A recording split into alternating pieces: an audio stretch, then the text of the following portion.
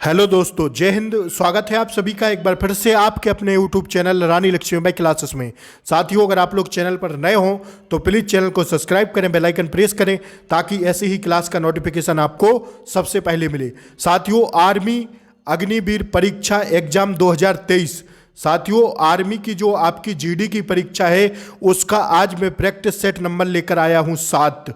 साथियों practice set number 7 है, तो आइए स्टार्ट करते हैं। और साथियों आप लोग कमेंट करके जरूर बताइएगा कि सर मेरा 30 में से इतना सही हुआ है। साथियों जो हमारा भाग पहला रहता है उसमें मैं जीके के क्वेश्चन लेकर आता हूं, और साथियों जो भाग 2 रहता है उसमें साइंस के अति महत्वपूर्ण प्रश्न 15 रहते हैं। तो साथियों आप लोग कमेंट करके जरूर बताया करिए कि हमारा 30 में से इतना सही हुआ है। पहला प्रश्न आपकी स्क्रीन पर है साथियों, रूसी क्रांति की शुरुआत किस वर्ष हुई? तो साथियों ध्यान रखिएगा, स्टार लगा लेना, अति महत्वपूर्ण प्रश्न है साथियों आर्मी अग्निवीर जीडी के हिसाब से। तो साथियों ध्यान रखिएगा कि रूसी क्रांति की शुरुआत 1917 में हुई थी। कब साथियों? याद कर लेना कब हुई थी, 1917 में। दूसरा प्रश्न देखिए साथियों, union of Soviet socialist Republic कब अस्तित्व में आया? तो ध्यान रखिएगा साथियों यह अस्तित्व में आया 1923 में। वर्ष 1923 में union of Soviet socialist Republic अस्तित्व में आया साथियों। कब? 1923 में, वर्ष 1923 में। तीसरा प्रश्न साथियों देखिए, वैज्ञानिक समाजवाद का सिद्धांत किसने दिया? तो साथियों ध्यान रखिएगा कि एंगेल्स व कार्ल्स मार्क्स ने, दोनों ने दिया। तो ए और बी दोनों सही है, ऑप्शन सी इसका सही जवाब है। चौथा प्रश्न साथियों देखिए, चीनी क्रांति का नायक कौन था साथियों? तो चीनी क्रांति का नायक बताना है कौन था। तो ध्यान रखिएगा साथियों इसका सही जवाब हो जाएगा सुनियात सेन। कौन साथियों? सुनियात सेन थे चीनी क्रांति के नायक। ठीक है, अति महत्वपूर्ण प्रश्न है साथियों, आपकी जीडी की परीक्षा में पूछे गए प्रश्न है साथियों, ध्यान रखिएगा। चीन के जनवादी गणराज्य की स्थापना कब हुई? तो साथियों इसका सही जवाब हो जाएगा क्या? ऑप्शन सी, वर्ष 1949 में। कब साथियों? वर्ष 1949 में। साथियों आप लोग अग्निवीर वाले विद्यार्थी हैं साथियों, ध्यान रखिएगा मैं आप लोगों को लिए रोज प्रैक्टिस सेट लेकर आ रहा हूं, तो आप लोग प्लीज वीडियो को ज़्यादा से ज़्यादा शेयर कीजिए। ठीक है, ज़्यादा से ज़्यादा शेयर करो साथियों। ठीक है, और ज़्यादा से ज़्यादा लाइक करें, सब्सक्राइब करें चैनल को, ताकि और हम आप लोगों के लिए वीडियो पर डे आप लोगों के लिए लेकर आएँ। 30/30 का टारगेट। साथियों आज की क्लास है पार्ट 7 है आज का साथियों, और प्रैक्टिस सेट नंबर 7 है साथियों। 6 प्रैक्टिस सेट हमारे हो गए हैं। अगर आप लोगों ने इन 6 प्रैक्टिस सेट को नहीं देखा हो तो मैं लिंक को जैसे ही आप डिस्क्रिप्शन खोलेंगे उसमें आपको साथियों लिंक पिन मिल जाएगी। 6 साथियों 6 क्लासेस की व 6 प्रैक्टिस सेट की, तो आप लोग वहाँ से 6 प्रैक्टिस सेट कर सकते हैं। आइए अब हम लोग अगला प्रश्न साथियों देखते हैं। छठवां प्रश्न आपकी स्क्रीन पर है, यूरोप का मरीज किसे कहा जाता है? तो साथियों ध्यान रखिएगा इसका सही जवाब है ऑप्शन सी, तुर्की को। ठीक है, फटाफट मैं आपको 30 क्वेश्चन मैंने दिखाता हूं साथियों, देखते चलिए और आंसर भी करते चलिए साथ साथ में। फासिज्म का जन्मदाता किसे माना जाता है? फासिज्म का जन्मदाता किसे माना जाता है? तो साथियों ध्यान रखिएगा इसका सही जवाब हो जाएगा क्या? मुसोलिनी को। किसको साथियों? मुसोलिनी को माना जाता है। अगला प्रश्न साथियों देखिए, ऐसे ही प्रश्न साथियों आपकी परीक्षा में आपको देखने को मिलेंगे जीके के। ठीक है, निम्नलिखित, क्योंकि आर्मी के पेपर में साथियों ऐसे ही प्रश्न आते हैं। ठीक है, 8वां प्रश्न देखिए साथियों, निम्नलिखित में से किस व्यक्ति ने एक राष्ट्र एक नेता का नारा दिया था? तो ध्यान रखिएगा साथियों इसका सही जवाब हो जाएगा क्वेश्चन नंबर 8 का क्या? ऑप्शन ए, हिटलर ने। ठीक है, आइए 9वां प्रश्न साथियों देखिए आपकी स्क्रीन पर है, त्रिगुट का निर्माण निम्न में से किस देश ने किया था? तो साथियों जो त्रिगुट था उसका निर्माण बताना है किस देश ने किया था। तो ध्यान रखिएगा साथियों इटली, ऑस्ट्रिया व जर्मनी के द्वारा साथियों त्रिगुट का निर्माण हुआ था। ये सभी राइट आंसर हैं। ठीक है, आइए 10वां प्रश्न साथियों देखिए, निम्न में से एक कौन सा देश मित्र राष्ट्रों में शामिल था? तो साथियों ध्यान रखिएगा इसका सही जवाब हो जाएगा क्या साथियों? ऑप्शन डी, इंग्लैंड, जापान व अमेरिका, ये सभी। ठीक है, 10 का राइट आंसर हो जाएगा ऑप्शन डी। आइए 11वां प्रश्न साथियों देखिए, फ्रांस की क्रांति की शुरुआत किस वर्ष हुई थी? तो ध्यान रखिएगा साथियों, फ्रांस की क्रांति की जो शुरुआत हुई थी वो हुई थी साथियों कब? ऑप्शन सी इसका सही जवाब है 1789 में। ठीक है, 1789 में, ध्यान रखिएगा। ठीक है, 12वां प्रश्न साथियों देखिए, जर्मनी के एकीकरण हेतु बिस्मार्क ने किस नीति का अनुसरण किया? तो साथियों इसका सही जवाब हो जाएगा लोहे एवं रक्त की नीति। कौन सी साथियों? लोहे एवं रक्त की नीति। जर्मनी के एकीकरण हेतु बिस्मार्क ने किस नीति का अनुसरण किया? तो साथियों लोहे एवं रक्त की नीति। साथियों आप लोग ढंग से पढ़िएगा, क्योंकि इस बार आपका फिजिकल बाद में है, पहले आपको टेस्ट क्वालिफाई करना है। साथियों जब आप रिटर्न क्वालिफाई कर लेंगे तब आपको फिजिकल के लिए बुलाया जाएगा। तो आप लोग मेहनत करिए, अपने साथियों को मेहनत कराइए, अपने रिलेटिव्स को मेहनत कराइए। जिसने भी अग्निवीर भर्ती 2023 जीडी का फॉर्म भरा है, तो साथियों प्लीज़ अगर आप इन क्लासों को देखते हैं साथियों, तो मैं वादा करता हूं कि इन क्लासों से बाहर आपको एक भी प्रश्न नहीं मिलेगा।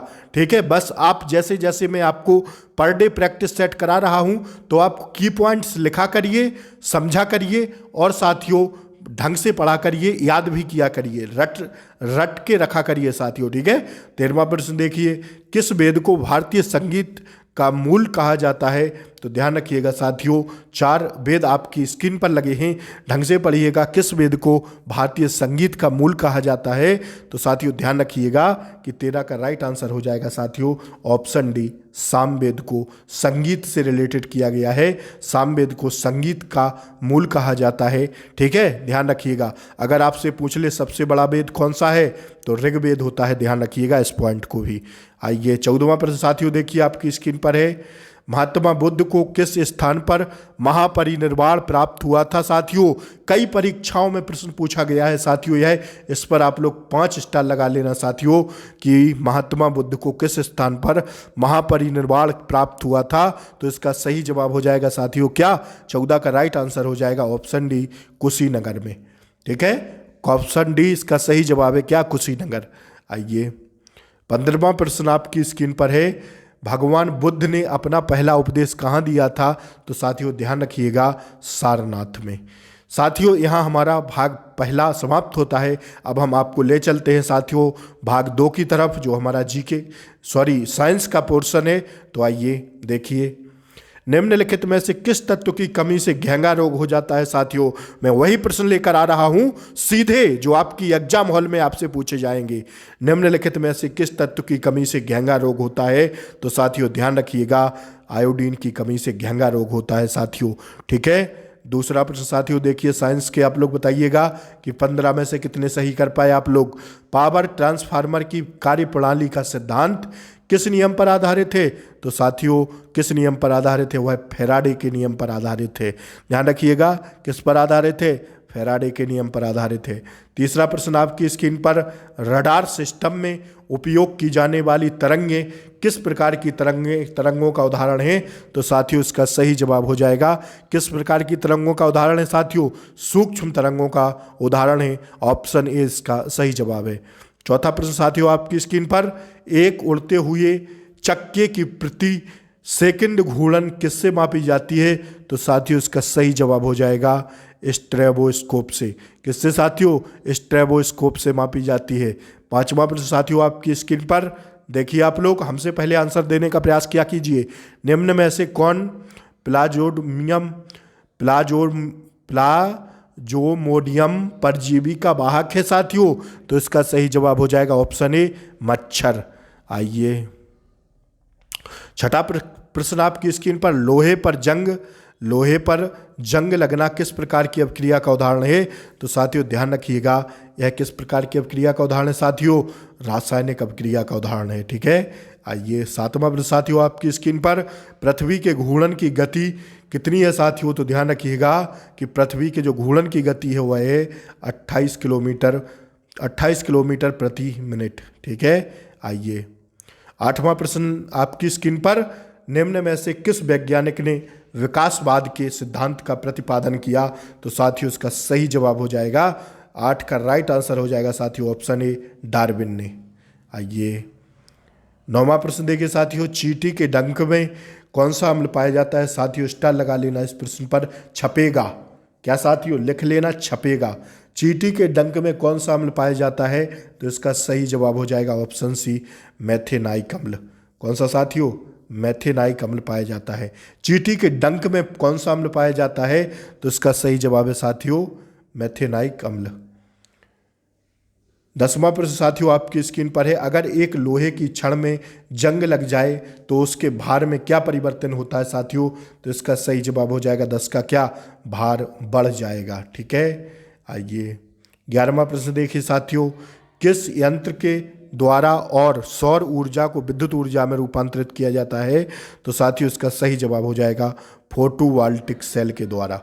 ऑप्शन ए इसका सही जवाब है। ठीक है, आइए 12वां प्रश्न आपकी स्क्रीन पर। पृथ्वी के केंद्र पर गुरुत्वाकर्षण के कारण त्वरण का मान क्या होता है? तो साथियों इसका सही जवाब है ऑप्शन ए 0। ठीक है, आइए 13वां प्रश्न साथियों देखिए। कम तापमान को मापने वाले यंत्र को क्या कहा जाता है? तो साथियों ध्यान रखिएगा, क्या कहा जाता है? क्रायोमीटर। क्या क्या कहा जाता है? कम तापमान को मापने वाले यंत्र को क्या कहा जाता है साथियों? क्रायोमीटर। 14वां प्रश्न आपकी स्क्रीन पर।